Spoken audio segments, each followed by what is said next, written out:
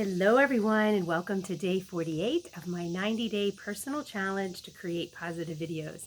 My spirit's really soft this morning and really mellow, so instead of trying to put out a video with a lot of bang and a lot of punch, I'm just going to be authentic here, okay? So let's see where this takes us. Today is day 12 of our relationship series, and I'm going to talk about conflict. A weird topic, something that might be conflicting for a lot of people, but I feel it's important enough to talk about. What happens when we have conflict in a relationship or even in the dating realm? What is the best way to approach that, and what does that mean? Well, believe it or not, conflict many times is not necessarily the issue at hand, but more importantly about the energy a person is feeling in the moment. What do I mean by that? Well, in understanding human behavior, we all act out and live at different levels of energy.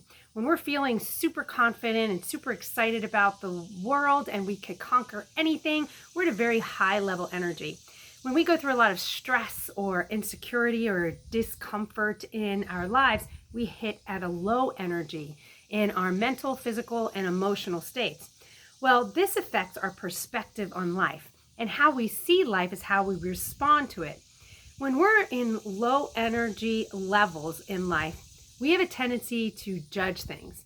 There is a tendency to look at the world more as something negative and the people around us as negative. And so we start to project our own inner energy and our own inner negative feelings out on the people around us. Well, if we start to understand our energy, and we can understand that at low energy that our thinking is affected and a lot of judgment and irrational perspectives are occurring in this space, well, then we're able to control it. How does this show up itself in relationships and in the dating world? Well, if you have a really insecure attitude and you're going out into the dating world, you're going to project that insecurity on the people around you. You're either going to have expectations that the date is going to go wrong, or the people that you are around are going to disappoint you, and they're going to manifest exactly what you're putting out there to manifest. The same occurs in relationships. When you've had a really stressful day or struggling with something in your life and you feel a lot of pressure, a lot of times you'll want to relieve that pressure. And one way you do that is by creating conflict in your own personal life in order to get those angry feelings and energy out. Without even knowing it, subconsciously, you start to create a story and start to create a conflict in order to project that on the other person in order to release that energy. Wouldn't it be great as humans if we understood that when we're at a low energy level, that it's really not the truth that people are doing us wrong, or the world is bad, or our job is terrible, or that we'll never find the love of our lives, but that instead our energy is just down. And so then our thinking goes into monkey mind mode. And monkey mind mode, it goes into a negative realm, and we start to see things in a more negative tone. When we have the awareness that the conflicts that we create in our lives have more to do with the energy that we're feeling, then we take back our power to change and shift our perspective on life, which then ultimately affects the conflict we're feeling, or the perspective and the actions that we'll take in life, which is really, really beautiful. So what does that look like? When you're feeling conflict, take a moment to step back and look at your energy. Are you stressed out about something in life? Are you feeling really insecure about something? Is this really the situation that's creating the conflict, or is it something internal going on that now you're creating a story around and then choosing to project your feelings out that way? That can be the truth. And now we're going to go on the other side, and we're going to talk about real conflict, and where energy applies to that as well. You may be having personal conflicts in your life that need attention.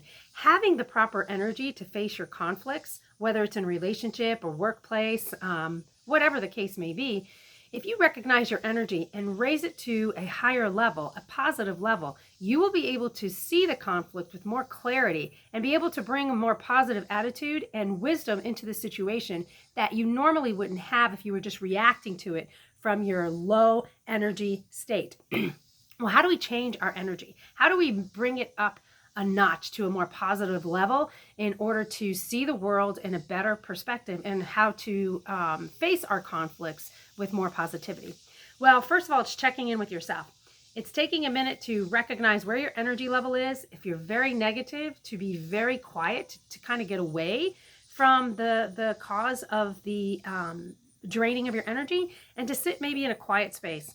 It could be doing one of your hobbies, engaging one of your hobbies that you really enjoy. For me, it might be motorcycle riding, or it might be hiking. For someone else, it might be sewing or gardening or fishing. Whatever you have that gets you out of your mind and into a space of quietness and peace and connection with yourself, I would suggest doing that. From that state, when you get away from the feeling of conflict that you're having and the low energy level that it drains from you, and you instead partake in something that relieves some of that pressure, then you can feel the effects of peace and quietness and connection coming back to you. When you start to connect with the core of who you are and the peace that's there waiting to serve you, then you can take a look at the conflicts that are going on in your life with a different perspective. You can see them clearer because you feel a little bit more in control of your emotions and your energy. Once you have that lifted up a little and you look at the situation and the conflict, you will start to see either an answer, or you'll start to see a different perspective about it. You'll start to lean back a little bit, not feel so reactive to it, and then you can make better decisions. If you still feel like the situation, the conflict is draining more energy from you, then find something else that will lift your energy up some more. I would say hydration is really important. Believe it or not, drinking a lot of water is very important in our lives. Water is life. We can't live without it. And many times when we are dehydrated, we get cranky, tired, our energy is drained, and we get an attitude. We get a little grumpy. So take care of your hydration and your health.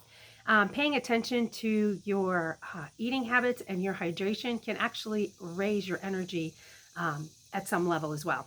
Spirituality may be another way that you can connect with yourself and raise your level of energy. Either journaling or praying or reading some spiritual book or self-help book. A lot of times that will help increase your energy to a more positive place. So conflict in your life, to sum it all up, can begin with the energy inside of you. Sometimes conflict is just something that is perceived and created by as a symptom of your low level energy, of very negative thinking, going through struggles and stress in your life. And so it's important to gauge where you're at and see if the conflict is really real. The other side of that is if the conflict is real, it's important to take a step back and connect with yourself, raise your energy level so that you can look at the conflict in a more positive way and make the decisions that will be more fruitful and positive in your life. Does that make sense? Well, I hope so. Anyway, I hope you have a wonderful day. If you enjoyed this video, share your comments below on what you think about conflict and how you react or respond to conflict in your life. I'd love to hear your opinions. If you enjoy this video, you can subscribe to me on YouTube.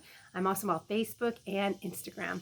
Anyway, I'm getting ready to go whitewater rafting, class 3 and 4 rapids. I've never done this before. I've done 1 and 2, but now I'm going on a wilder adventure and I'm super psyched about it. So I should probably raise my energy level before I get there, but I'm going to go with the flow. Anyway, I hope you see something beautiful today, and I really hope that the most beautiful thing you see today is you. I'll see you on the next video.